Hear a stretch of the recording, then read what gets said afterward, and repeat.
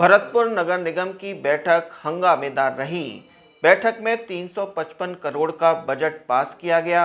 साथ ही मेयर अभिजीत कुमार ने 5 करोड़ रुपए की अतिरिक्त राशि राज्य सरकार से मिलने की उम्मीद भी जताई।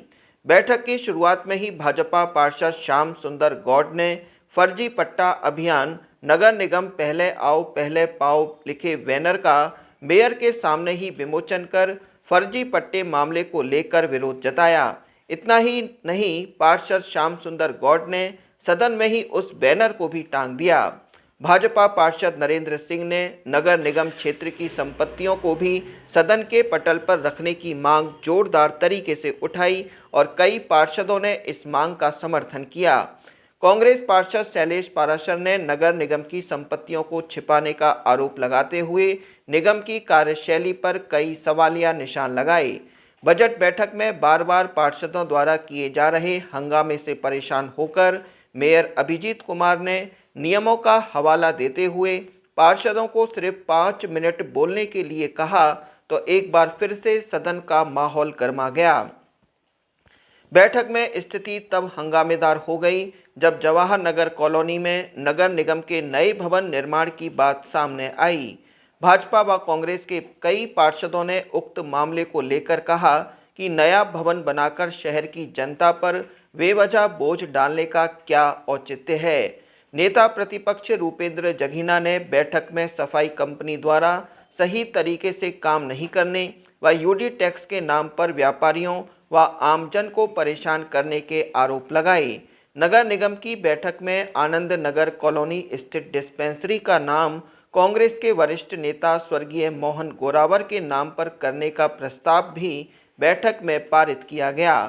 नगर निगम आयुक्त सुभाष गोयल, लेखाधिकारी पंकज गुप्ता, डिप्टी मेयर गिरीश चौधरी, नेता प्रतिपक्ष रूपेंद्र सिंह जघीना, नरेंद्र चौधरी, मोती सिंह, रेणु गोरावर, शिवानी दायमा, चतर सिंह, दाऊदयाल जोशी, ओमवीर, पंकज, राकेश पठानिया, वीरमती, पुष्पा, रमेश धावई, योगेंद्र डागुर, ब्रजेंद्र चीमा, सचिन अग्रवाल, रमेश पाठक आदि पार्षदों ने भी शहर के विकास से संबंधित कई मुद्दे बैठक में उठाए।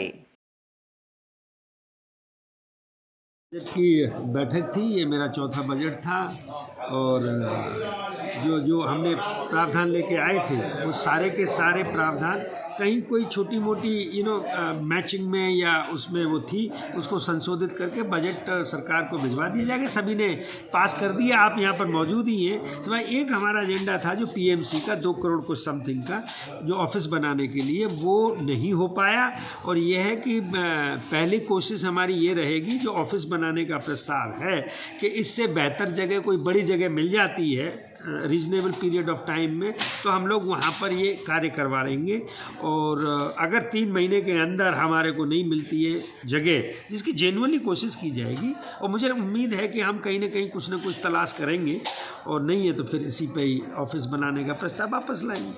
सचिन, देखो, ये आपको ये करने की आवश्यकता कि हमारा यहाँ सबसे बड़ी जो समस्या होती है वो है कैश बजट की। हमारे पास में वो नहीं आता है जो अभी हमको पैसा नहीं देना है, वो हम व्यय में शामिल नहीं करते हैं। जैसे जैसे पैसा देते हैं, अब पिछली बार के जो कुछ कार्यादेश होंगे वो पिछले साल के इस बार हो गए। अब इस महीने सपोज करिएगा आपको नवंबर, दिसंबर, जनवरी, फरवरी, मार्च ये कार्यादेश जारी होंगे, ये स्वाभाविक है कि अगली साल में चले जाएंगे। तो हम ये नहीं कह सकते कि वो कुछ वो था। अगर हम इसीलिए तो इस डबल अकाउंटिंग सिस्टम लाना चाह रहे हैं। डबल अकाउंटिंग सिस्टम से एक बार खर्चा बुक हो गया तो ये मान के चलते हैं कि अब ये खर्चा बुक है, इसको हाथ नहीं लगाना है।